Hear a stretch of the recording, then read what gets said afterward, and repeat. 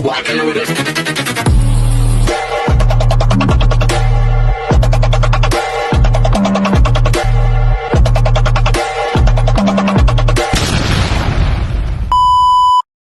Hi everyone! Good evening, I'm back. It's your Mama Sam dito sa Sam Sam TV. Kamusta naman po kayo mga amigo, amiga, kumare at kumpare? Sana lahat kayo ay okay na okay ngayong araw ng Thursday. So, happy Thursday sa atin lahat. Nako, ang dami-daming mga Pinoy ngayon dito na nagpuntahan sa Bangkok para manood ng Miss Universe. Diyos ko, halos mapuno talaga yung field ng doon sa venue, sa hall ng mga Pinoy. At saka syempre, dami din mga katutubo, mga Thai. Ayun yung mga nakakaloka talaga, sumisigaw, Vina, Vina, o diba ha?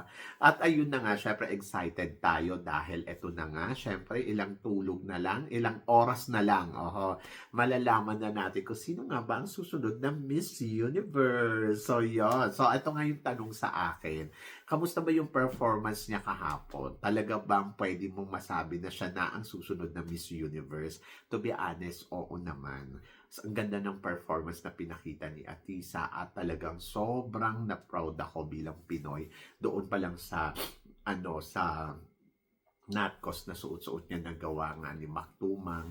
Sobrang ang ganda, ang lakas nung dating, sobrang panalo. Talagang dinala ni Atisa yung tawag dito, yung Pilipinas sa entablado ng Miss Universe. Ganon ang feeling ko. Sobrang ang galing lang nung eksena. And then, ayun, so consistent siya. Consistent siyang malakas from natco, swimsuit, at evening gown. Talagang masasabi ko, ay ibang level ang Atisa Manalo. Kumbaga, the level up niya, ayun yung mga sinasabi ninyo na kulang sa energy, hindi maganda yung styling, pero pag nakita mo naman yung kanyang mga eksena yesterday, talagang mapapawaw ka talaga ng bonggang-bongga. Kaya sabi ko, ay in fairness kay Atisa, sobrang ang ganda ng ipinakita at I love the way kung paano niya i-execute yung sarili niya. Doon sa swimsuit, sa totoo lang, medyo kala ko nga yung ibibigay niya talaga ng todo-todo yung pag-ikot niyang ganun pero hindi niya ginawa. Ano lang, kumbaga slight lang na pero class pa din yung datingan.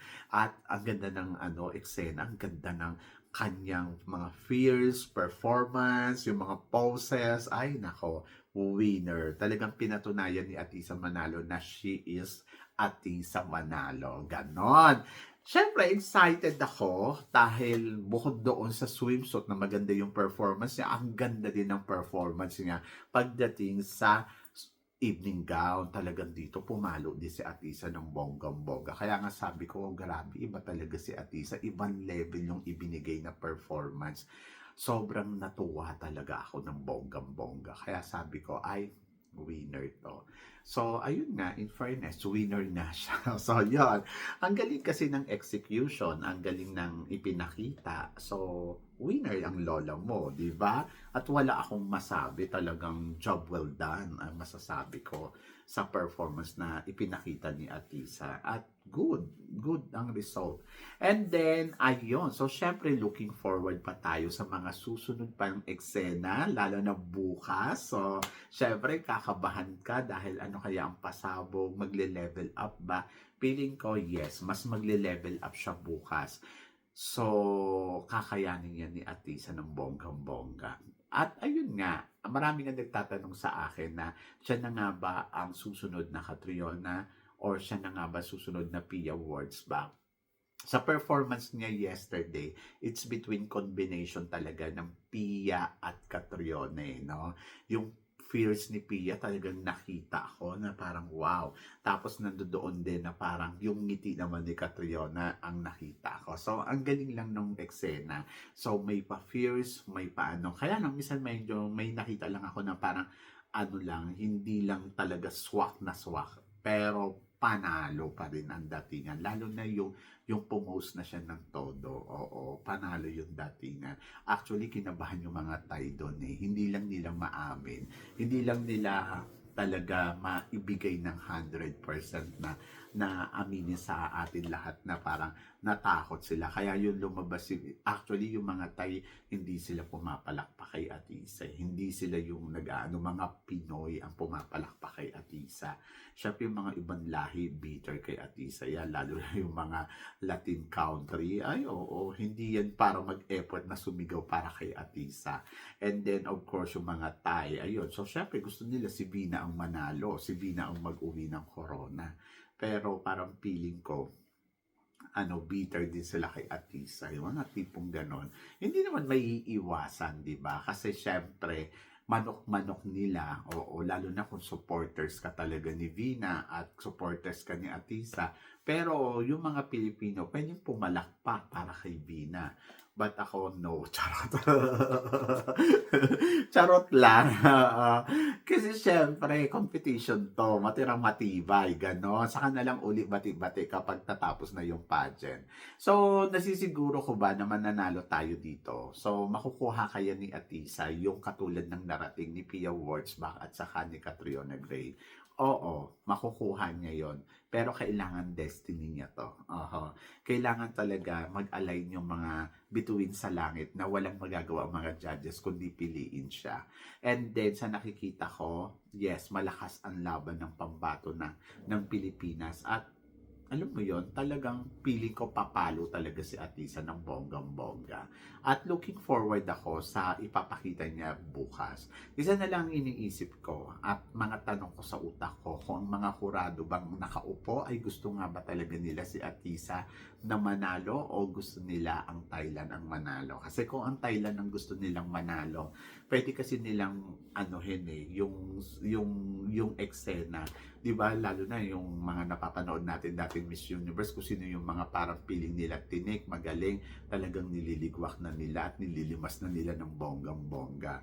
And then ngayon pwedeng ganun din. But depende sa ikot ng sitwasyon, depende siguro sa kung ano ang mangyayari bukas. Basta ako, may tiwala ako sa pambato natin at naniniwala ako na kayang-kaya yan ni Maria Atisa Manalo, Philippines, di ba? So, tiwala ang kailangan natin ibigay kay Atisa para makuha natin yung tagumpay dito sa Miss Universe. Kasi yun lang naman talaga ang kailangan natin gawin. Ibigay talaga yung tiwala at higit sa lahat, syempre, ipagdasal. So ako, ang nakikita ko, matagal na tong pangarap ni Atisa Manalo eh. And then, ayun nga, kung sasagutin tayo ng destiny na, yes, para kay Atisa to. Kasi, ayun yung naka-align, di ba? Mangyayari at mangyayari. At may nararamdaman ako ng ganun. No, kay Atisa talaga siya kasi ayun yung sinasabi ng destiny. So, sana lang, wag lang payagan ng mga ng langit at ng mga bituin sa langit, yung mga plano ng mga tao na gawan ng hindi maganda ang pambato natin. And kung para kay Atisa to, huwag kayong mag-alala, huwag kayong matakot, huwag kayong mag-isip ng kung ano-ano. Just enjoy and have fun. So, hindi natin kasi hawak yung resulta, nasa kanila. Pero kung tatanungin mo kung nagtrabaho ba si Atisa, oo naman. So, ginawa ni Atisa yung makakaya nila. At ayun nga. So, manage natin yung expectation natin kasi hindi natin alam. So, bukas magkakatawagan to ng mga sunod-sunod, diba? So, siguro manage natin yung expectation natin and just take it easy, diba? Yun yung importante. Maging take it easy tayo sa mga sitwasyon kasi hindi natin alam. So, good luck, Philippines, diba?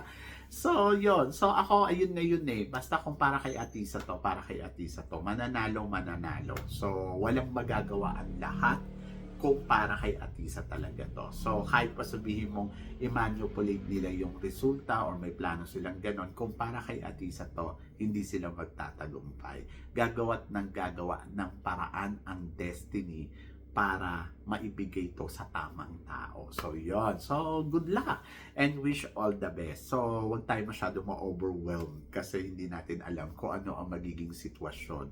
Pero nandoon tayo sa part na sana suportahan natin at ipagdasal natin ng bonggang-bongga ang ating pambato ngayon dito sa Miss Universe. So, bukas na malalaman kung sino nga ba ang winner. Kung para sa kanya yan, para sa kanya yan. Magtiwala tayo sa praying natin. So, ako nga, sabi ko nga, kung maka-top 5 lang si Atisa, masaya na ako noon. Hindi na ako magre-reklamo. Pero kung ibibigay pa yung sobra-sobra, panalo talaga tayo. So, yan. Good luck and laban Philippines. Tiwala at saka ayun lang. So, keep going.